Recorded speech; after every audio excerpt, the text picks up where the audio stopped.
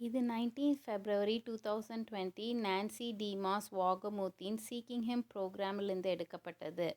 மிகவும் அருமையான தேவ பிள்ளைகளே, நாம் இன்னைக்கு பெருமையான இருதயத்திற்கும் நொறுங்குண்ட இருதயத்திற்கும், அதாவது பாவத்தின் நிமித்தம் உடைக்கப்பட்ட இருதயத்திற்கும் உள்ள வித்தியாசங்களை பார்ப்போம். நாம் பாவத்தை அணுகும் முறையை கொண்டு நாம் ஒரு பெருமையான நபரா இல்லைன்னா நொறுங்குண்ட நபரா அப்படின்றத அறிந்து கொள்ளலாம். பெருமையான இருதயமுடைய நபர்கள் அவங்க பாவத்தை மூடி மறைக்க முயற்சி செய்வாங்க. உதாரணத்துக்கு, நான் அந்த தப்பை தெரியாமல் செஞ்சதுனால அது தப்பே இல்லை அப்படின்னு அவங்க சொல்லுவாங்க. அப்புறம் நான் தப்பு பண்ணிட்டேன், என்னை மன்னிச்சிருங்க அப்படின்னு அவங்களுக்கு சொல்கிறதுக்கே ரொம்ப கஷ்டமாக இருக்கும். அவங்க உதாரணத்துக்கு அவங்க நான் தப்பு பண்ணிட்டேன் அப்படின்னு சொன்னாலும், நான் தப்பு பண்ணிட்டேன் ஆனால் அவளும் தான் தப்பு பண்ணியிருக்கா அப்படின்னு சொல்லுவாங்க. ஆனால் அதே நேரம் நொறுங்குண்ட இருதயமுடைய மக்களோ அவங்க என்ன பண்ணுவாங்க, அவங்க தப்பை உடனே ஒப்புக்கொள்ள தயாராக இருப்பாங்க. ஏன்னா அவங்க தப்பை ஒப்புக்கொள்றதுனால அவங்க ஒன்றும் இழக்க போகிறதில்ல அப்படின்றத அவங்க அறிந்திருக்காங்க. உதாரணத்துக்கு, நான் தப்பு பண்ணிட்டேன், என்னை மன்னிச்சிரு அப்படின்னு அவங்க சொல்கிறது அவங்களுக்கு ரொம்ப ஈஸியாக இருக்கும். அப்புறம் நான் செய்த தப்பை எப்படியாவது சரி செய்யணும் அப்படின்னு எனக்கு தெரியுது அப்படின்லாம் சொல்லுவாங்க. அதே நேரம் பெருமையான இருதயமுடைய நபர்கள் அவங்களுடைய பாவத்தை உணரும் போது, அதாவது பாவம் செஞ்சிட்டோம் அப்படின்னு அவங்க உணரும் போது, அந்த பாவத்தின் பின் விளைவுகளை குறித்து தான் அவங்க யோசிச்சுட்டு இருப்பாங்க. உதாரணத்துக்கு, நான் தப்பு செஞ்சிட்டேன், அதனால அவன் என்கிட்ட 1 மாதம் ஆனாலும் எப்படியும் என்கிட்ட பேச மாட்டான் அப்படின்னு சொல்லுவாங்க. இல்லைன்னா, நான் தப்பு பண்ணிட்டேன், அதனால அவன் எனக்கு கண்டிப்பாக இன்றைக்கி சாப்பாடெலாம் போட்டு கொடுக்க மாட்டா அப்படின்லாம் யோசிச்சுட்டு சொல்லிட்டு இருப்பாங்க. ஆனால் நொறுங்குண்ட இருதயமுடைய மக்கள் அவங்க பாவத்தை உணரும் போது, நான் இந்த நபருக்கு விரோதமாக நான் பாவம் செஞ்சிட்டேன், அவங்களுக்கு விரோதமாக பாவம் செஞ்சாலும் அது தேவனுக்கு விரோதமாக செஞ்ச பாவம் அப்படின்னு அவங்க உணர்ந்துட்டு, இப்படி அன்பு தேவனை நான் இந்த பாவம் செஞ்சதுனால அவங்கள துக்கப்படுத்திட்டேனே அப்படின்னு யோசிச்சுட்டு உணர்ந்துட்டு இருப்பாங்க. அதை தான் நம்ம வேத புஸ்தகத்தில் பார்க்குறோம்.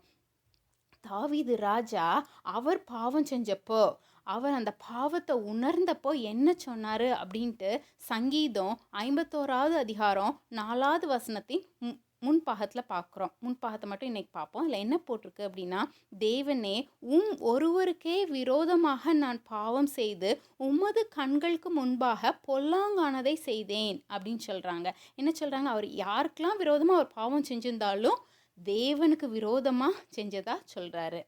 இப்பவும் நம்ம இப்படிப்பட்ட எப்படிப்பட்டதான ஒரு பெருமையான இருதயமுடைய நபராக நம்ம இருந்தாலும் நமக்கு ஒரு நல்ல செய்தி இருக்குது. என்னது, நாம் நம்முடைய இருதயத்தை தாழ்த்தி நம்முடைய பாவத்தை குறித்து நொறுங்குண்ட இருதயத்தோடு நம்ம ஆண்டோடைய சமூகத்தில் வர்றப்ப அவர் தம்முடைய கிருபையினால் நம்முடைய வாழ்க்கையை நிரப்புவார். ஏன்னா அவர் நொறுங்குண்டதுமான இருதயத்தை புறக்கணியாத தேவன். சரியா? இப்போவும் ஒரு சின்ன ஜெபம் செய்வோமா? அன்புள்ள ஆண்டவரே, நாங்கள் அன்றாட வாழ்க்கையில் செய்கிற பெரிய மற்றும் சிறிய தவறுகளை எங்களுக்கு தயவுசெய்து உணர்த்தும் ஐயா. அப்படி நீர் எங்கள் பாவங்கள் எங்களுக்கு உணர்த்தும் போது நாங்கள் எங்கள் பாவத்தை மூடி மறைக்கணும், எப்படி மூடி மறைக்கலாம் அப்படின்னு யோசிச்சுட்டு இருக்காம, இல்லைன்னா பாவத்தின் பின் விளைவுகளை குறித்து யோசிச்சுட்டு இருக்காம, நாங்கள் உமக்கு விரோதமாக பாவம் செஞ்சிட்டோம் அப்படின்னு உணர்ந்த பிள்ளைகளாக நாங்கள் மற்றவங்கள்ட்ட குற்றம் கண்டுபிடிக்காமல் அவங்கள்ட்ட போய் எங்கள் குற்றத்தை அறிக்கையிட்டு அவங்கள்ட்ட மன்னிப்பு கேட்டு நாங்கள் செஞ்ச தப்பை சரி செய்ய எங்களுக்கு கிருபை செய்யும் ஐயா. நாங்கள் அப்படி பாவத்தை குறித்து ஒரு நொறுக்கப்பட்ட பிள்ளைகளாக நாங்கள் இருக்க எங்களுக்கு கிருபை செய்யும் ஐயா. அப்படி நீங்கள் செய்வதற்காக நன்றியோடு துதிக்கிறோம். இயேசுவின் மூலமாய் ஜெபம் கேளும் அன்புள்ள பிதாவே, ஆமேன். இந்த வார்த்தைகளை கேட்டதுக்காக நன்றி. இந்த மாதிரியான நான்சியின் மெசேஜஸை இங்கிலீஷில் reviveourhearts.com அப்படின்ற வெப்சைட்டில் கேட்கலாம். கர்த்தர் உங்களை ஆசீர்வதிப்பாராக.